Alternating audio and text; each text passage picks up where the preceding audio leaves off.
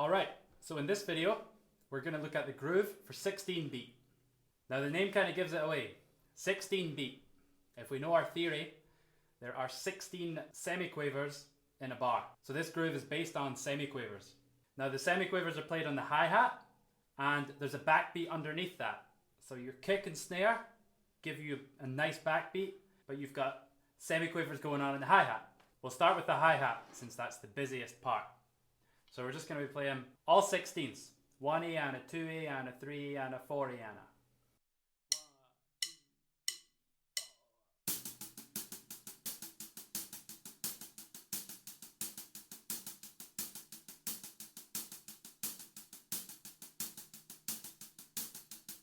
So that's okay on its own. And then when we add the backbeat, all we're doing on beats 2 and 4, we're moving the hi-hat down to the snare.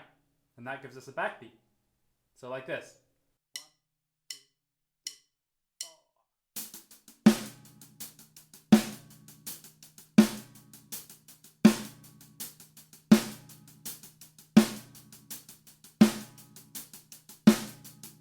Last, we need to add in the kick.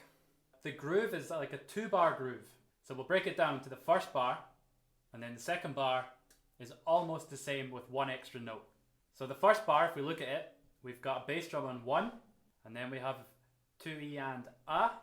It's on the last semiquaver of beat 2, and then the and of 3, and that's it for the bar.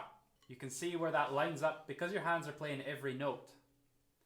The 1's going to be with your right hand, the very first group of 4, and then 2E and A, that bass drum is going to be with your left hand, and then 3E and, that's going to line up with your right hand again, and that's it for the bass drum.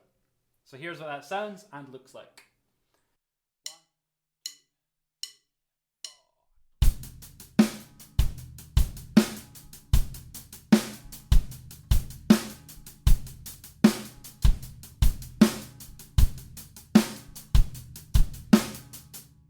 Now in the second bar, we've got two things that are different here.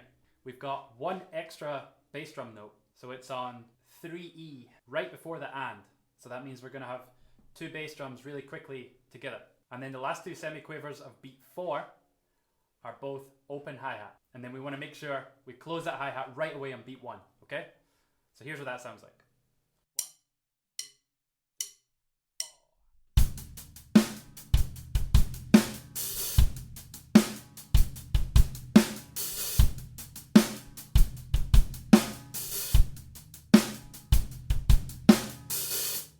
And the very first beat we have a crash, the first beat of the groove.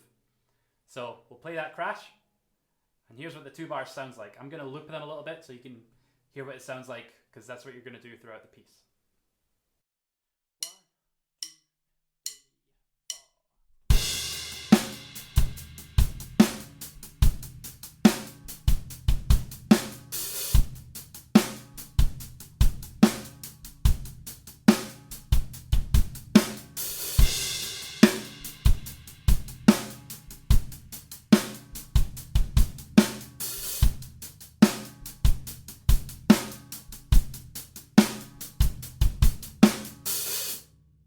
So that's most of the groove right there. Occasionally, there's an extra snare thrown in, but we'll look at that in the second video. There is one change. When we get to letter D, it's just the hi-hat and the bass drum. There's no snare there. We lose the backbeat. And the dynamic comes down to mezzo piano. So it's quiet. But the bass drum groove and the hi-hat groove, exactly the same. So I'll play the first 2 bars of D, and I'll just loop that so you can hear what it sounds like.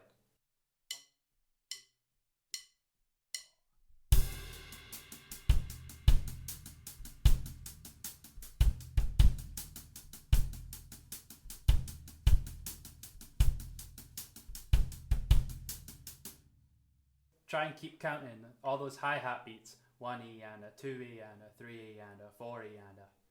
That'll keep your internal time going strong. And that's pretty much it for the groove. The tricky part here is the hands are very busy.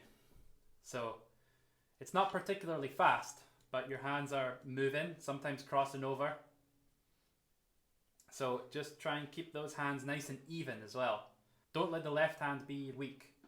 So if it was weak, it would sound like this. We don't want that. It's all nice and even semiquavers.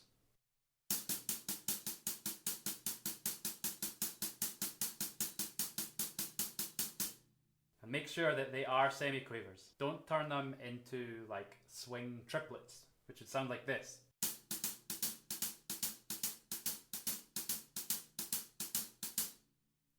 We don't want that. Nice and even.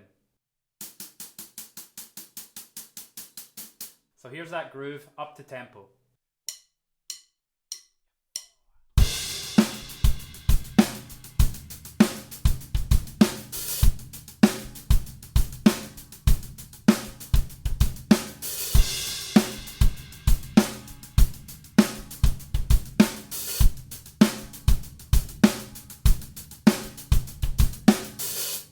So that's it for this song.